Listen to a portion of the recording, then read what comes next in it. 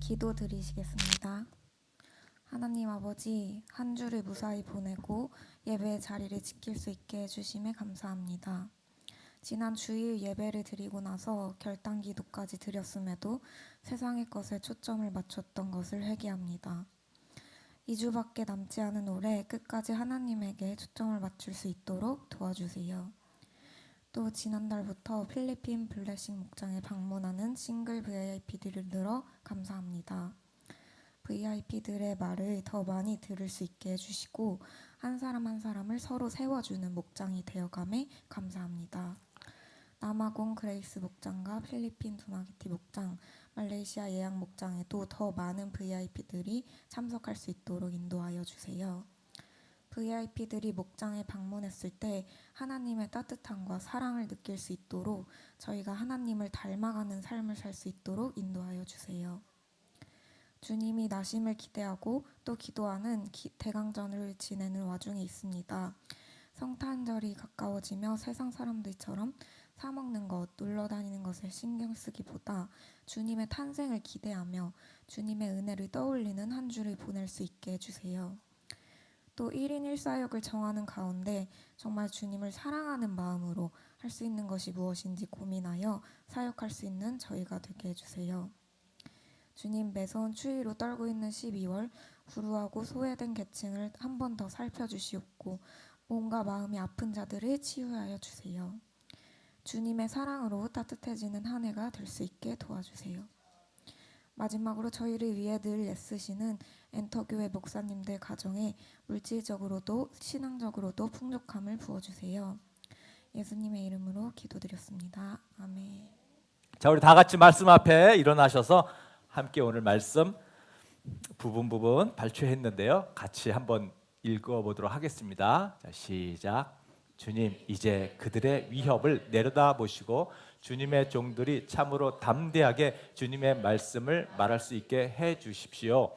그리고 주님께서 능력의 손을 뻗치시어 병을 낫게 해주시고 주님의 거룩한 종 예수의 이름으로 표징과 놀라운 일들이 일어나게 해주십시오. 그들이 기도를 마치니 그들이 모여있는 곳이 흔들리고 그들은 모두 성령으로 충만해서 하나님의 말씀을 담대히 말하게 되었다. 키프로스 태생으로 레위 사람이요 사도들에게서 바나바 곧 위로의 아들이라는 뜻의 별명을 받은 요셉이 자기가 가지고 있는 밭을 팔아서 그 돈을 가져다가 사도들의 발 앞에 놓았다. 그런데 아나니아라는 사람이 그의 아내 삽비라와 함께 소유를 팔아서 그 값의 얼마를 따로 떼어 놓았는데 그의 아내도 이것을 알고 있었다. 그는 떼어놓고 난 나머지를 가져다가 사도들의 발 앞에 놓았다. 아멘. 자, 우리 서로 축복의 선포 빌어주시는 인사를 하십시다. 하늘 복 많이 받으세요. 땅의 복도 많이 받으세요.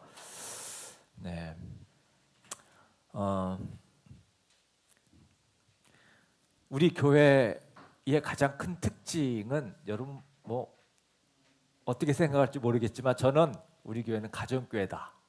저에게 가장 큰 자랑입니다. 가정교회다. 가장 주님이 기뻐하시는 교회 가정교회다. 그래서 우리는 4개의 이 목장이 있고 또 우리 진짜 목장을 위해서 애쓰고 수고하시는 우리 목자님과 부목자님들 얼마나 애쓰십니까? 그리고 또 그 안에 함께 있는 사랑스러운 또 목원들. 이것이 신약교회의 모습이기 때문에요. 우리가 이런 교회를 한다라는 거 가장 큰 자랑거리입니다. 쉽지 않거든요. 그렇기 때문에 우리가 건강한 목장이 돼야 되겠다. 이런 여러분들 같은 꿈을 꿔줬으면 좋겠어요. 진짜 건강한 목장을 만들어야 되겠다. 다른 사람들이 배울 수 있는 그런 목장, 본받는 목장, 이런 목장을 세우는 그런 교회 되겠다. 여러분들도 이런 마음을 좀 꿈꿔주시면 너무 좋겠습니다. 근데 이제 이런 생각을 합니다. 그럼 정말 건강한 목장, 아름다운 목장이란 것은 어떤 모습일까? 네. 이런 생각하고 거기에 대한 또 대안이 있어야 되잖아요. 뭐 기도만 한다고 이 목장이 아름답게 건강하게 세워지는 것은 아니고요. 여러분 마라톤 선수가 어디가 골인지 목적지가 어딘지 모르고 그냥 냈다 뛴다고 해서 되겠어요? 그죠? 네, 기도만 한다고 되는 게 아니라는 것도 그런 것 같아요. 여러분 건강한 목장이 무엇인가 사실은 샘플이 있어야 되거든요. 우리 보고 배운다. 여러분 보고 배우는 게 제일 쉽고 빨라요. 그래서 샘플이 되게 중요합니다. 그래서 건강한 목장의 특징에 대해서 오늘 우리 말씀을 통해서 한번 배워보려고 하는데요. 일단 건강한 목장이 세워지려면요, 성도들이 진짜 건강해야 되는 것 같아요. 성도 한 분 한 분들이 건강하게 정말 성장해야 될 것 같습니다. 여러분 하나님과의 나와의 개인적인 관계 물론 중요하죠. 여러분 그러나 하나님은 개인적인 관계보다 공동체를 통해서 나를 성장시킨다는 거, 이거 잊으면 안 돼요. 그래서 공동체가 중요합니다. 하나님은 공동체를 통해서 나를 다스려 가세요. 그래서 개인적인 관계에만 신경 쓰시는 분들도 있거든요. 그러면 어떻게 돼요? 목장 모임, 교회 예배 그렇게 중요하게 생각 안 해요. 나와 하나님과의 그냥 1대1만 신경 쓰는 거예요. 여러분 그러면 절대 성장 없습니다. 성장 없어요.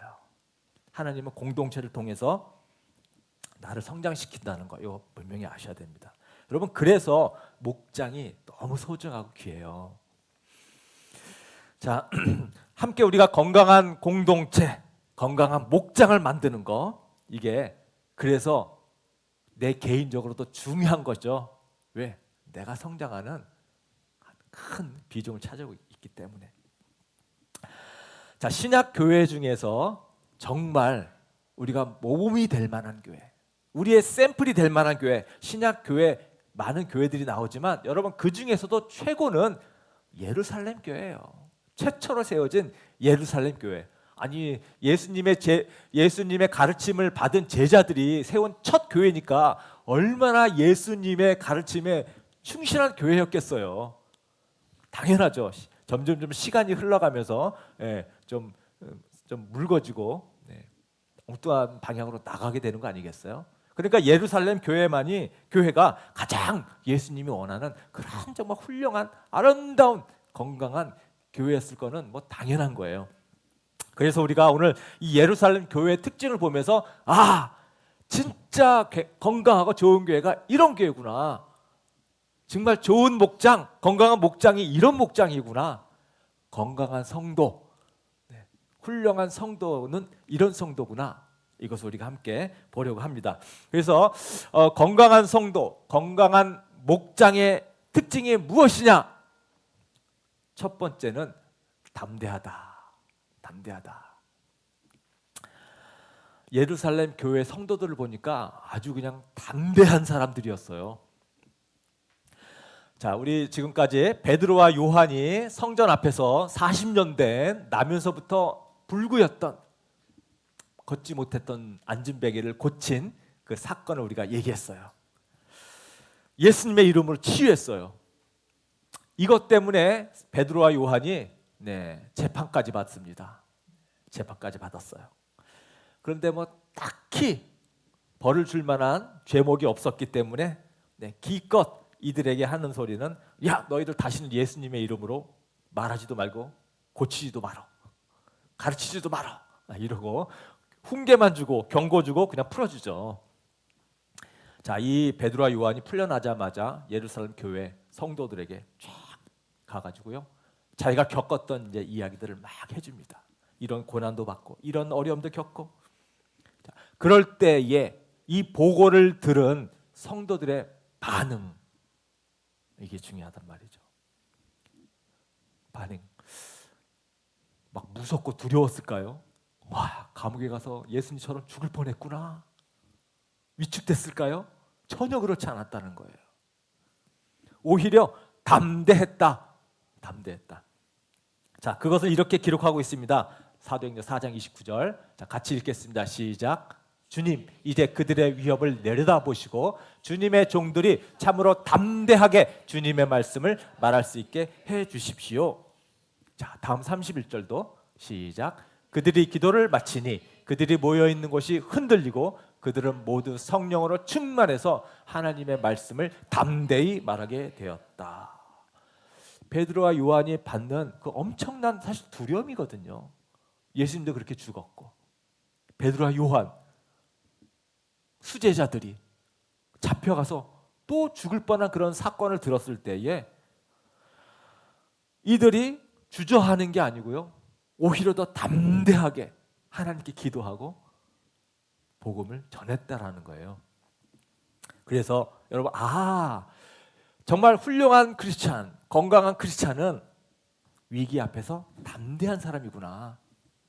건강한 목장은 문제가 닥쳤을 때에 당황하지 않고 담대한 목장이구나. 담대하구나. 그래서 우리들도 내가 정말 건강한 성도, 건강한 크리스찬이 되고 싶다면 여러분, 위기 앞에서 우리도 담대할 수 있어야 될 것 같아요. 담대함. 어려운 문제가 생겼을 때에 여러분 담대해야 될 것 같아요. 목장에서도 위기와 어려움이 생겼을 때 담대한 그런 목장이 되어야겠어요. 자, 예루살렘 성도들이 담대함을 갖기 위해서 두 가지를 했는데, 첫 번째가요, 위기 상황을 하나님의 눈으로 보았다라는 거예요. 여러분, 우리는 위기 상황이 생기면 우리는 대부분 위기만 바라봅니다. 위기에 몰입돼요. 어떡하지? 어떻게 이걸 해결하지? 그렇게 되죠. 네. 그런데 우리는, 여러분, 크리스찬이라면 문제 앞에서 문제에 빨려 들어가면 안 되고요. 그럴 때 우리의 시선을 한 걸음 위기에 벗어나서 물러서서 하나님의 시각으로 그 위기를 바라볼 수 있어야 됩니다. 이게 참 중요한 것 같아요. 하나님의 시각에서 도대체 이런 일이 왜 일어났을까? 하나님이 어떤 일을 하려고 이런 일이 벌어졌을까? 이렇게 하나님의 시각으로 바라봐야 된다는 거예요. 그게 바로 담대함을 갖는 비결입니다. 자, 예루살렘 성도들이 어떻게 하나님의 눈을 봤냐? 24절에 동료들은 이 말을 듣고서 다 같이 하나님께 부르짖어 아뢰었다. 하늘과 땅과 바다와 그 안에 있는 모든 것을 지으신 주님. 자, 베드로와 요한의 엄청난 그 소식을 듣고서 하나님께 이렇게 기도하는 거예요. 문제가 생기고 위기가 닥쳤는데 문제에 몰입하는 게 아니라 하나님께 시선을 확 돌리고, 하나님은 어떤 분인가? 여러분, 하나님은 하늘과 땅의 모든 것을 지으신 창조주시고 소유주시다. 능력의 하나님인 것을 이렇게 보고 다시 한번 발견하는 거예요. 자, 그러니까 앞으로 하나님이 어떻게 하실지, 어떻게 이루어 가실지에 대한 확신과 믿음이 생겨요. 그래서 다윗이 시편에 그 예수 그리스도에 대한 예언을 한 것을 딱 생각을 해내서 그 말씀을 이렇게 얘기를 하는 거예요. 자, 같이 한번 읽겠습니다. 시작. 주님께서는 주님의 종인 우리의 조상 다윗의 입을 빌어서 성령으로 이렇게 말씀하셨습니다. 어찌하여 이방 민족이 날뛰며 뭇 백성이 헛된 일을 꾀하는가? 세상 임금들이 들고 일어나고 통치자들이 함께 모여서 주님과 그의 메시아에게 대적하였다. 하나님의 약속의 말씀을 딱 생각이 내는 거예요. 여러분, 우리가 시선을 위험에서 하나님께 돌리면 하나님 우리에게 이런 약속의 말씀을 생각나게 해주셔요. 그래서 지금 베드로와 요한에게 일어난 이런 문제들, 이 위기들, 이것은 우연히 일어난 게 아니라 하나님의 놀라운 섭리와 경륜 가운데서 이루어지고 있는 거구나. 다윗에게 얘기했던 그 예언이 지금 이렇게 우리 삶 속에서 펼쳐지고 있는 거구나. 이 하나님의 약속의 말씀이 성취되는 것으로 해석을 하는 거예요. 이것을 아는 거예요. 그래서 저기서 지금 아까 얘기했던 자, 통치자들, 뭐 세상 임금들, 뭇백성, 이방 민족 이런 단어들이 나오잖아. 아, 통치자라는 것은 본디오 빌라도를 얘기를 하고 있는 거구나. 세상 임금은 지금 헤롯을 얘기하고 있는 거구나. 뭇백성이라는 것은 이스라엘 백성을 지금 얘기를 하고 있는 거구나. 이방 민족은 지금 로마 군인들이 그 역할을 하고 있구나. 이렇게 깨달으니까 담대할 수 있는 겁니다. 자, 우리도 이런 위기가 일어나는 상황에서 이것이 정말 우연히 일어났다라고 생각되게 되면요, 두려워져요. 우연히 일어났다 생각, 염려하게 됩니다. 그러나 제자들이 이렇게 생각하는 것처럼 이렇게 일어난 어떤 박해라든가 위기를 하나님의 섭리나 어떤 경륜, 하나님의 어떤 뜻이 이루어지는 것이 아닌가, 이렇게 시각을 하나님으로 돌리게 되면요, 우리는 담대해져요. 담대해져요. 그래서 여러분들도 살면서 반드시 어려움이 생기죠. 그럼 그 어려움 속에 너무 몰입되어져서 두려워하지 마시고, 하나님이 이것을 통해서 지금 나에게 무슨 일을 이루시고 시려고 하시나, 여러분 이렇게 생각해야 됩니다. 그래야 돼요. 시선을 하나님께 돌려서 문제를 봐야 됩니다. 여러분 잘 보이지 않으면요, 여러분 기도하세요. 하나님, 도대체 이게 왜 이런 일이 나에게 일어났죠? 하나님 알게 해주세요. 그러면 하나님께서 이 모양 저 모양으로 여러분들에게 알려주실 거예요. 그럼으로써 우리가 담대하게 그 위기 상황을 벗어날 수가 있습니다. 그래서 목장에서도 그렇습니다. 목장을 하다 보면 꼭 목장 안에서 여러 가지 어려움이 생겨요. 문제가 생기고. 그랬을 때는 문제에 빠지지 말고 하나님의 뜻과 하나님의 섭리가 우리 목장을 통해서 하나님이 이루어 가시는 것이 아닌가, 이렇게 생각하셔서 담대하게 극복하시는 여러분 모두가 되기를 바랍니다. 자, 그래서 예루살렘 성도들이 담대할 수 있었고요. 그 다음에 두 번째로 이 예루살렘 성도들이 담대함을 위해서 한 것은 하나님의 초자연적인 도움을 청했다라는 거예요. 하나님께 도움을 청했다. 그래서 30절을 우리 같이 한번 읽어보겠습니다. 시작. 그리고 주님께서 능력의 손을 뻗치시어 병을 낫게 해주시고 주님의 거룩한 종 예수의 이름으로 표징과 놀라운 일들이 일어나게 해주십시오. 네, 성령 충만하게 해주셔서, 네, 아주 이런 여기서 흔들리고 어떤 하나님이 지각, 땅의 지진 같은 어떤 그런 초자연적인 임재하심을 좀 증명해 보여주신 것 같아요.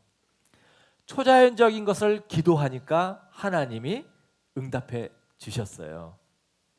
성령 충만케 해주시고, 자, 이렇게 하나님의 임재를 통해서 능력을 받으니까 담대하게 말할 수 있게 되는 겁니다. 우리가 어떤 문제 앞에서 하나님의 계획과 큰 뜻이 이루어지고 있다라고 생각이 되진다면 우리가 하나님께서 이것을 해결해 주실 것, 초자연적인 어떤 능력을 보여주실 것을 우리는 믿어야 됩니다. 이게 정말 하나님의 어떤 뜻과 계획이 이루어지는 과정이라고 하면 분명히 하나님이 놀라운 일을 행하실 것을 우리가 믿어야 돼요. 그래서 기도할 수 있는 겁니다. 여러분, 내가 해결할 수 없으니까 우리가 기도하는 거 아니에요? 하나님께 도와달라고. 그렇게 기도를 할 수밖에 없기 때문에 우리가 기도를 통해서 또 응답도 받는 겁니다.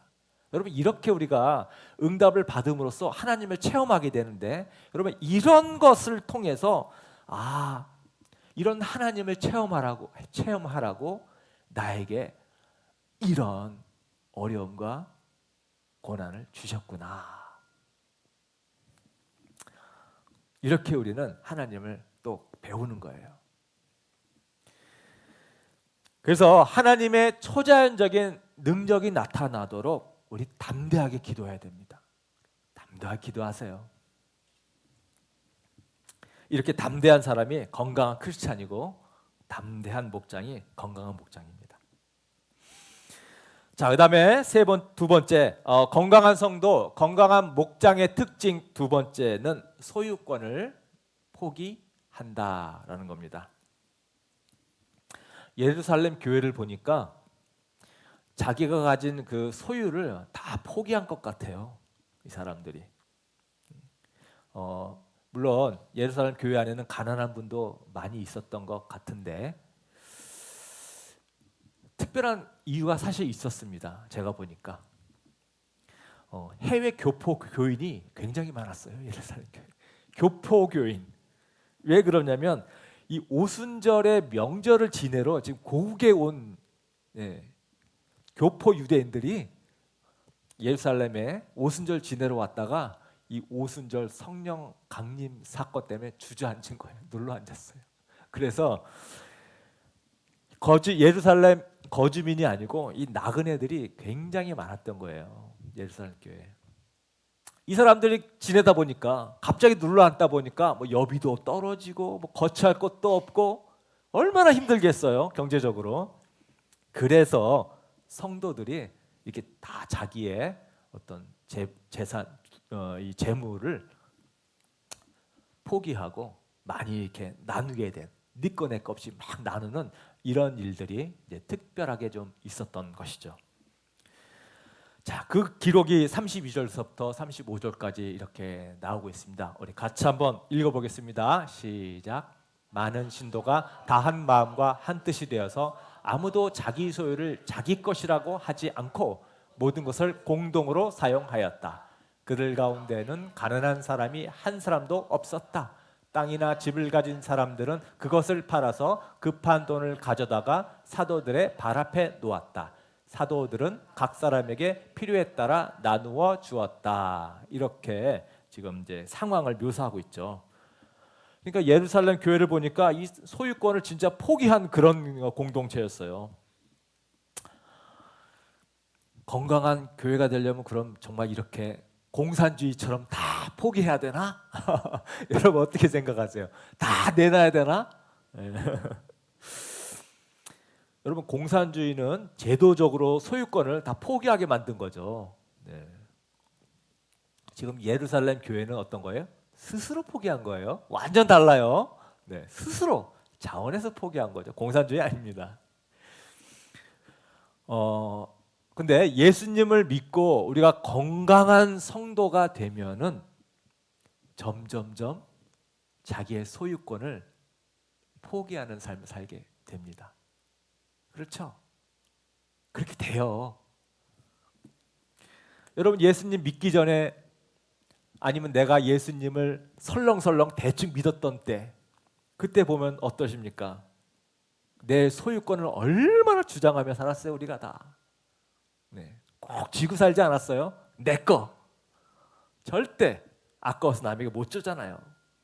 뭐 돈뿐만 아니라 내 시간, 내 가족을 위해서. 이거 지키고 보호하면서 우리가 다 살죠. 그러다가 예수님을 내가 다 영접하고 믿고 점점 내 것을 내놓는 삶으로 우리가 나아갔잖아요. 그렇게 변해지잖아요. 그러니까 당연한 거죠. 조금씩 우리가 이렇게 됩니다. 내 가족만을 위해서, 나만을 위해서 그렇게 살았는데 이제는 정말 주위의 어려운 사람을 위해서 또 주님의 일을 위해서 내가 조금씩 쓰기 시작하게 되잖아요. 물질에 대한 이런 소유의 포기가 일어나는 거죠. 여러분 이게 건강한 성도라는 거죠. 시간도 날 위해서만 쓰게 되죠. 내 시간 내가 일하는 데 쓰고 내가 돈 버는 데 쓰고 또 내 취미 생활을 위해서 내 시간 쓰고 그러다가 이제는 누군가를 위해서 동행해주고 축하해주기 위해서 내 시간 써서 가주고 얘기 들어주고 이렇게 내 시간을 조금씩 포기하는 그런 일이 일어나잖아요. 여러분 이게 시간의 포기입니다. 그래서 건강한 크리스찬은 이렇게 점점 나의 소유권을 자꾸 포기해가는 사람이죠. 건강한 목장도 마찬가지고요.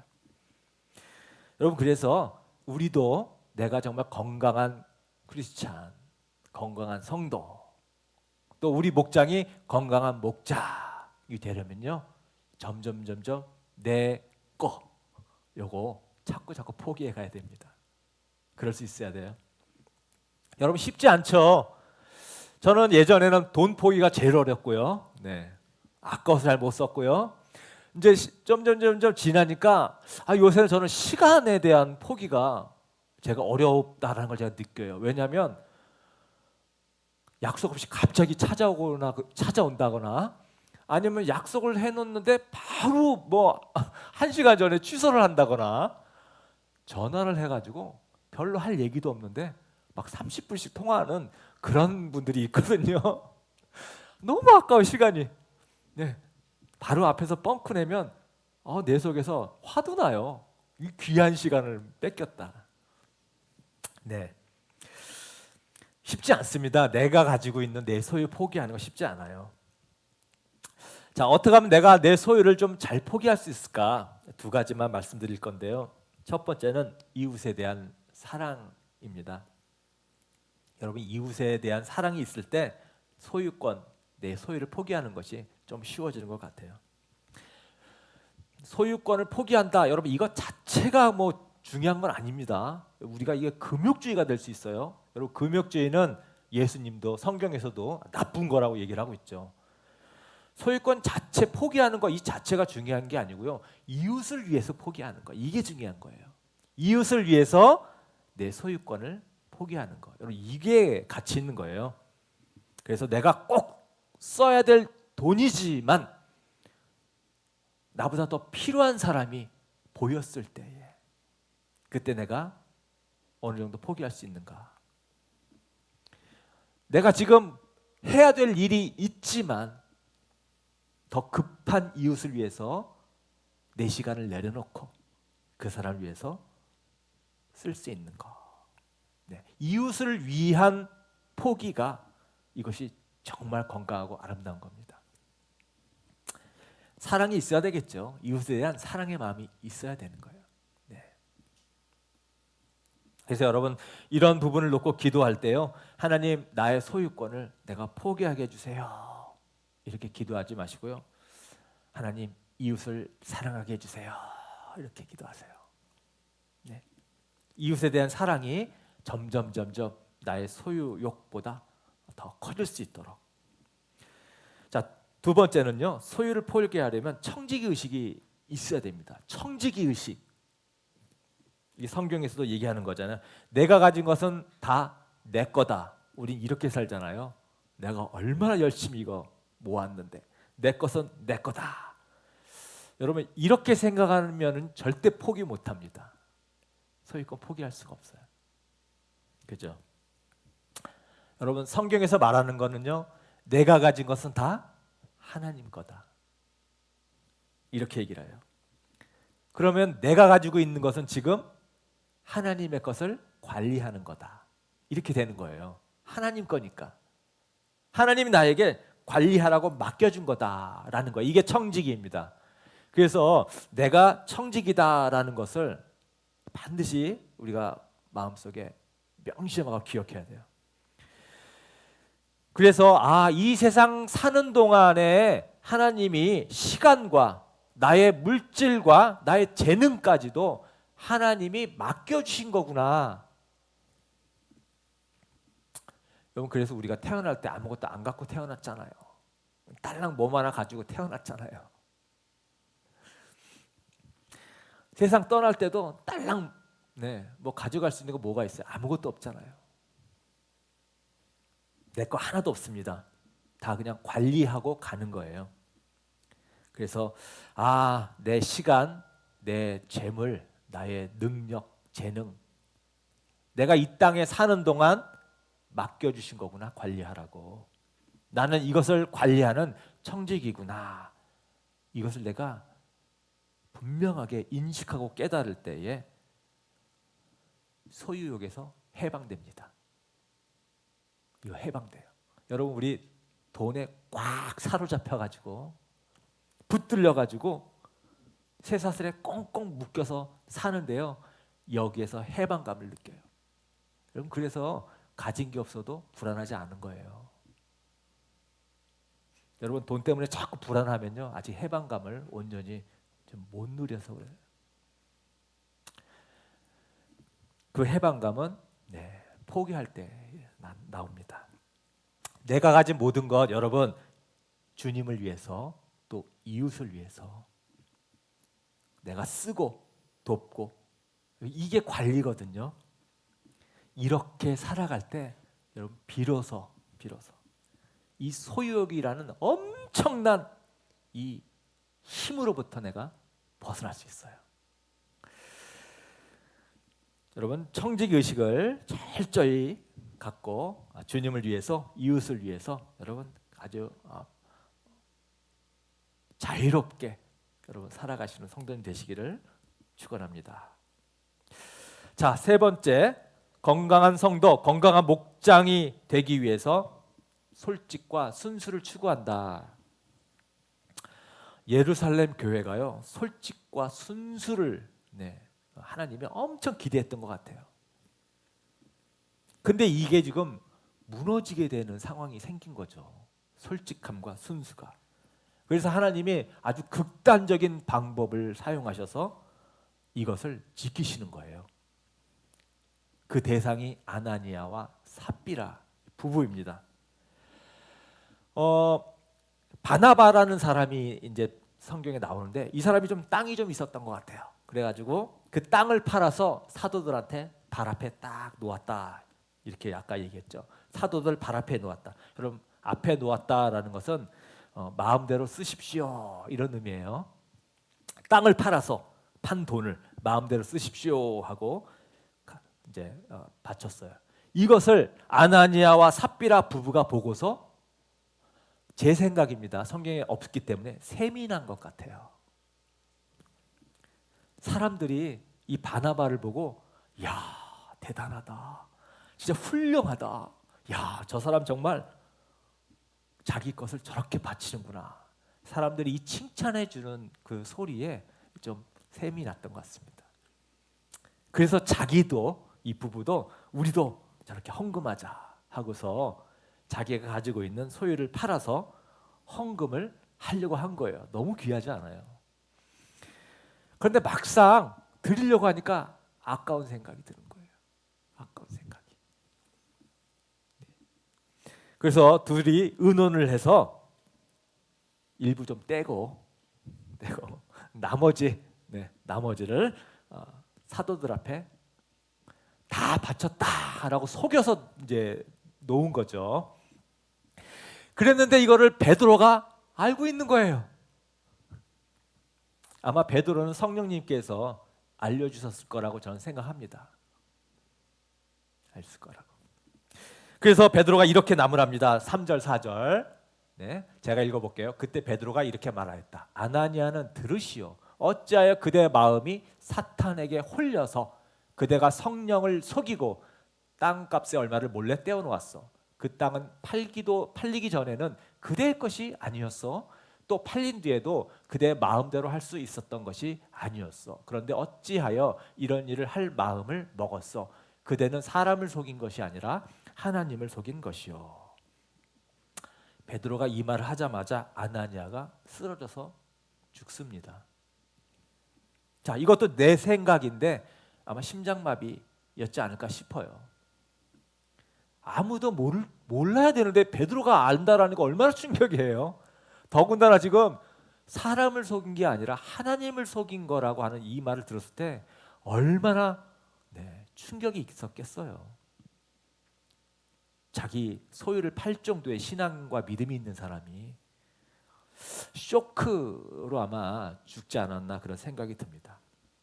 자, 이 사실을 모르고 있던 아내가 3시간 후쯤 들어왔습니다. 베드로가 아내에게 회개할 기회를 주죠. 그래서 8절에 이렇게 얘기를 합니다. 베드로가 그 여자에게 물었다. 그대들이 판 땅값이 이것뿐이요? 어디 말해보시오.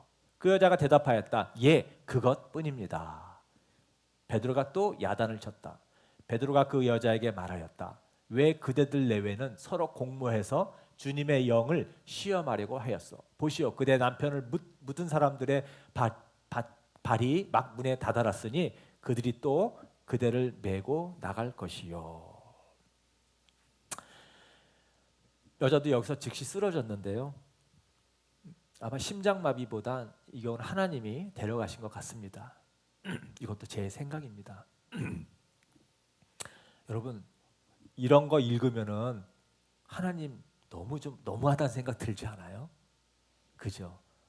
아니, 그렇다고 저렇게 사람을 두 사람이나 죽일까까지? 그러면 예루살렘 교회는 솔직함과 이 순수함이 유지가 돼야 되는데,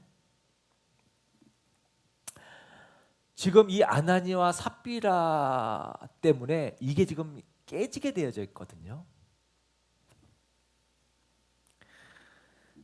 그래서 하나님이 극단적인 방법을 쓰게 된 건데요.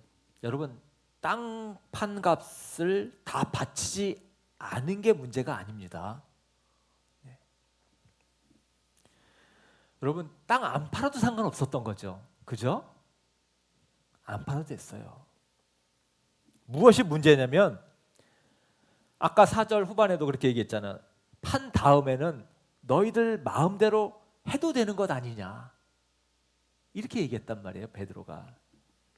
그러니까 우리가 반은 쓰고 반만 바치겠습니다 하면 아무 문제 없는 거예요. 근데 문제는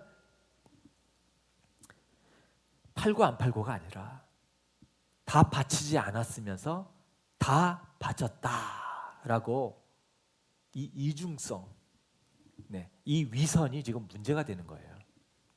이 하나님께서 싫어하는 것이 이 이중성, 이 위선입니다.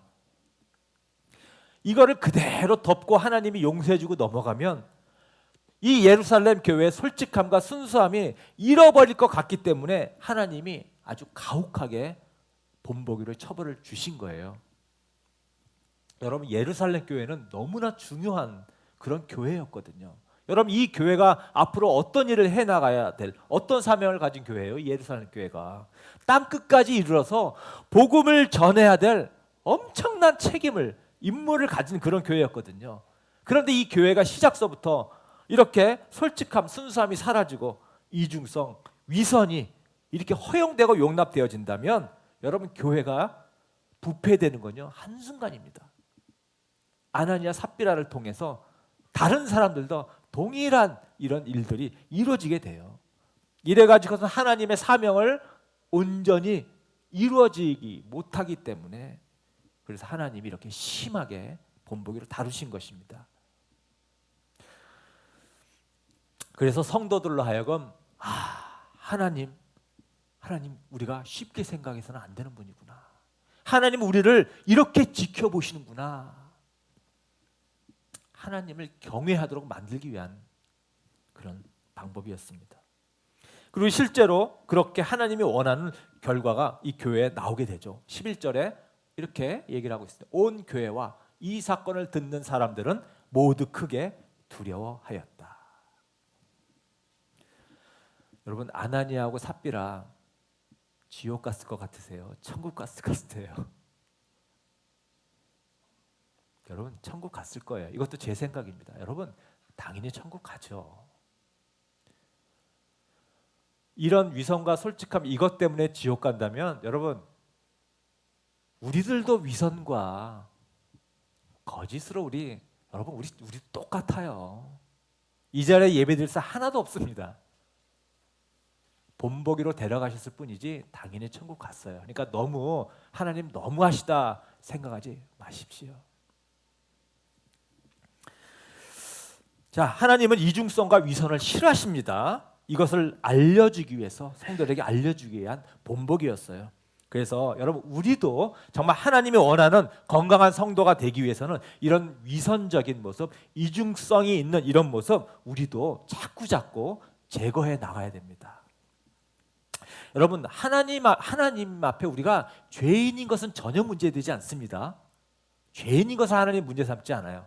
여러분, 죄인이었는데 우리를 구원해 주셨어요. 죄인인데 우리를 의롭다, 우리를 죄가 없다 이렇게 해주셨잖아요. 여러분, 죄인인 것은 문제되지 않습니다. 하나님 문제 삼는 것은 죄인이면서 아닌 척하는 것, 이런 게 이중적인 거잖아요. 죄인인데 아닌 척하는 거, 이런 게 이 위선이고 이중적인 것입니다.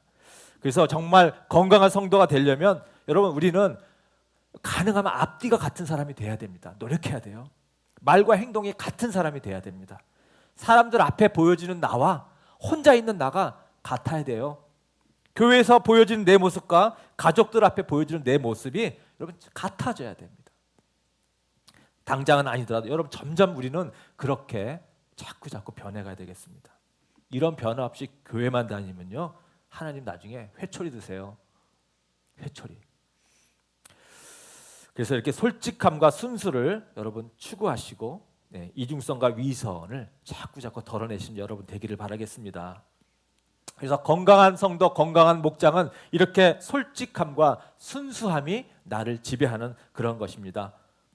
그래서 여러분, 목장에서 이 자꾸 나의 이 허물이라든가 나의 잘못, 이런 부족함들도 나눌 수 있어야 됩니다. 점점 고백될 수 있어야 됩니다. 이게 솔직한 거잖아요. 그리고 이러한 고백이나 잘못을 들었을 때에 정죄하면 안 됩니다. 목장은 정죄하는 것이 아니에요. 들어주고 또 성경을 잣대로 자꾸 충고하는 것이 아닙니다. 답을 주는 것이 아니에요. 여러분, 같이 안타까워해주고 같이 기도해 줄 수 있는 것, 이런 목장이 하나님 보시기에 건강한 목장입니다. 목장에서 재미있는 얘기만 하지 마시고 또 자기 자랑만 하지 마시고 자기가 이룬 그런 것들만 얘기하지 마시고, 하나님 원하시는 목장은 죄가 고백되어지는 것, 자기 잘못을 고백하고 도움도 청하고 용서도 구하고 약점도 놓고 서로 기도하는 것, 이런 것이 건강한 목장이고요, 하나님 기뻐하시는 목장이 되겠습니다. 이제 마무리하겠습니다. 성도님들, 우리 건강한 성도 되시고 건강한 목장 우리 세워보십시다. 어떤 위기가 닥쳐도요, 여러분, 하나님의 관점에서 꼭 바라보십시다. 기도하시고서 정말 하나님이 원하시는 일이고 하나님이 역사가 이루어지는 거라면 반드시 기적을 통해서 나에게 힘과 능력을 주셔서 이 일을 해결해 주실 거다라고 믿는 그런 성도님과 목장 되기 바랍니다. 또 이웃을 위해서, 성도를 위해서 서로 여러분, 나의 필요를 점점 더 나누는, 나의 소유권을 포기하는, 점점 영역이 넓어지는 그런 여러분 모두가 되기를 간절히 바랍니다. 자, 우리 다 같이 결단의 시간 잠시 갖도록 하겠습니다. 오늘 말씀을 통해서 우리 카드에 하나님 앞에 이렇게 한번 해보겠습니다. 하나님이 여러분 각자에게 주신 마음이 있을 거예요. 그 마음으로 써주시고, 한 주간 동안 제가 뒤에서 기도하도록 하겠습니다.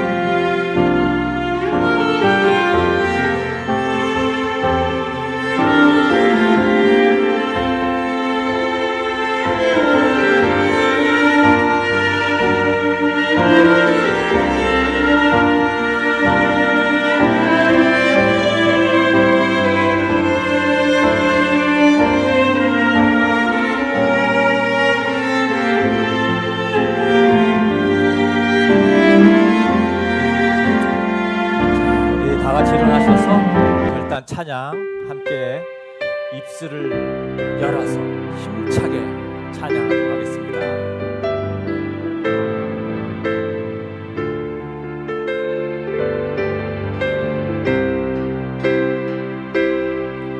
우리에겐 소원이 하나 있네. 주님 다시 오실 그날까지 우리 가슴에 새긴 주의 십자가 사랑 나의 교회를 사랑케 하네. 주의 교회를 향한 우리 마음 희생과 포기와 가난과 고난 하물며 죽음조차 우릴 막을 수 없네. 우리 교회는 이 땅의 빛나 교회를 교회되게 예배 예배되게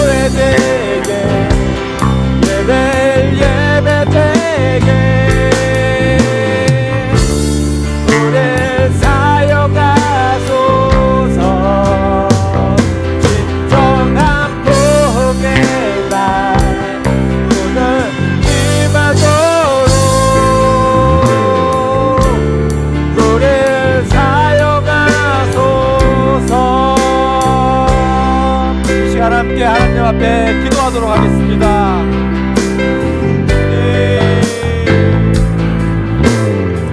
우리를 사용하여 주시옵소서. 주님 우리에게 힘을 주시옵소서. 우리 엔터교회가 건강한 가정교회, 건강한 성도로, 건강한 목장으로 하나님 세워지기 원합니다. 하나님, 그래서 하나님 우리가 이 시간 말씀을 통해서 하나님 어떤 상황에서도 위기 가운데서도 하나님의 시선으로 바라보게 도와주시옵소서.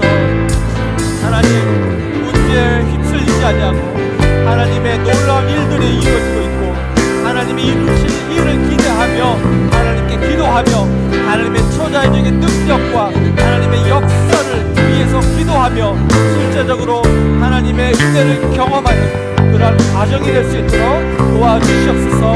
모든 목장, 모든 성도님들이 건강한 성도가 될 수 있도록 도와주시옵소서. 하나님, 이제부터는 정말 내가 가지고 있는 모든 것, 나의 시간과 물질과 나의 재능과 나의 모든 것, 하나님 정말 하나님 나를 위하여서 내가 포기하기 원합니다. 조금씩 포기할 때 정말 나에게 주시는 주님의 놀라운 아버지의 자유함을 누리게 해주시고 내가 내 소유권을 포기했을 때에 더욱더 넘치도록 부어주시는 하나님의 은혜를 맛보게 해주시고 그렇게 살아갈 수 있도록 주님 도와주시옵소서. 하나님 감사합니다. 이 시간 우리 성도님들 마음 감동 주시고 역사해 주십시오.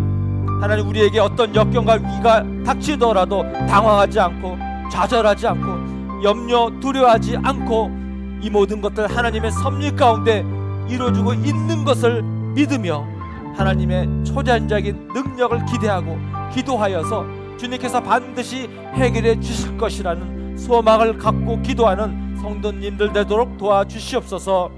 하나님 언젠가는 내가 가진 모든 것 다 땅에다 놓고 하나님 앞에 설 텐데 하나님 이것들이 내게 관리하라고 주신, 맡겨주신 시간과 물질인 것을 깨닫게 하시고 이웃을 위해서, 주님을 위해서 부지런히 점점 써가는 저희들 모두가 되게 도와주시옵소서. 하나님, 목장마다 축복해 주셔서 순수한 목장, 솔직한 목장 되게 하시고 이를 통해서 우리 모든 목장과 성도들이 상처가 치유받고 변화의 능력을 체험하며 참된 사귐이 이루어지는 건강한 성도 목장이 되도록 축복하여 주시옵소서. 이제 평안한 마음으로 돌아가십시오. 선한 일을 용기를 가지시며 악을 악으로 갚지 마십시오. 항상 연약한 자를 도우시며 병든 자를 찾아보시며 곤란당하는 이웃을 위로하십시오. 모든 사람을 존경하시며 주님께 봉사하고 주님을 사랑하십시오. 모든 일을 믿음과 사랑으로 행하시며 어떤 일에도 소망을 포기하지 마십시오. 그리고 거룩하신 성령께 순종하여 기쁨과 감사의 생활을 해 나가십시오. 우리 하나님 아버지는 여러분을 항상 도와주실 것입니다. 이제는 우리 주 예수 그리스도의 은혜와 하나님의 사랑과 성령님의 위로하심이 건강한 성도, 건강한 목장을 위해서 오늘 들은 말씀 앞에 나를 한번 다시 돌아보고 고쳐야 될 것 고치고 바꿔야 될 것 바꾸기로 다시 한번 다짐하는 귀한 성도님들 한 분 한 분 머리 위에 이제로부터 영원토록 함께 하시기를 간절히 축원하옵나이다.